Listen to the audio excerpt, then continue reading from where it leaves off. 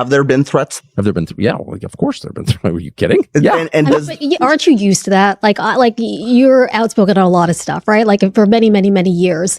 This can't be new to you. Well, you're never going to hear me whine about threats ever to me, because I got on this voluntarily. I know I got fired after 15 years, the highest rated show in American cable television. So, and I got fired for my opinion. So and I'm not whining at all. I'm so grateful that I got fired. I'm just saying it's not like I didn't know what the price is. I do know what the price is. Charlie Kirk was murdered. Yeah. And he was not murdered for his opinions on transgenderism, obviously.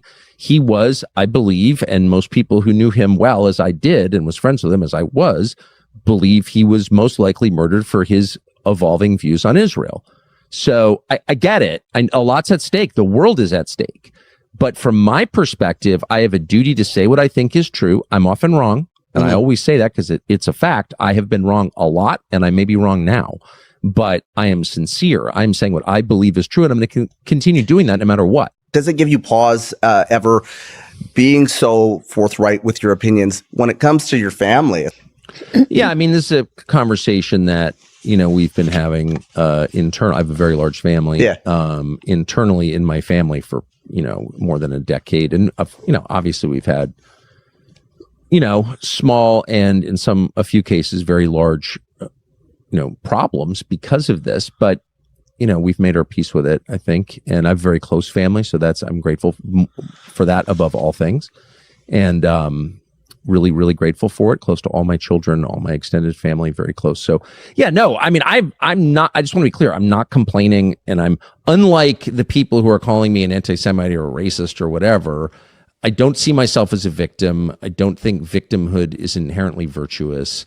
I find that whole way of communicating and of covering up crimes disgusting. I don't respect it at all. I think it's feline and really kind of beneath contempt. Oh, someone will attack you or threaten you, literally up to threatening your life. And as he's doing that, claim that he's the victim of bias. And, I just reject that. That's not the culture that I come from. I think that's dishonorable.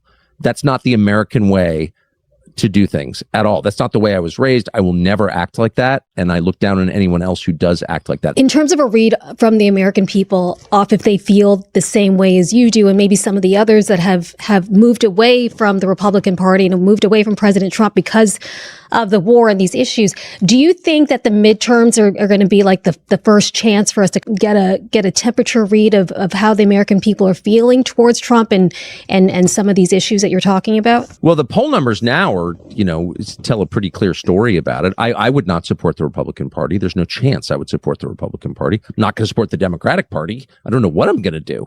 But at this point, how could I or any American voter support a political party that's not loyal to the United States, that puts the interests of a foreign country above those of its own citizens? That's it's not possible to vote for people like that. And I'm not going to. And I think I voted Republican my entire life. I worked at Fox News, CNN, right. MSNBC. I've been a consistent defender for 35 years of the Republican Party. I mean, very consistent defender. But there's no defending this because it's immoral. And it's exactly the opposite of what a political party in a democracy is charged with doing, which is representing its own voters, its own citizens, its own nation. And they're not doing that. So no, I'm out. And if I'm out, then I think a lot of other people are out. Well, I mean, Marjorie Taylor Greene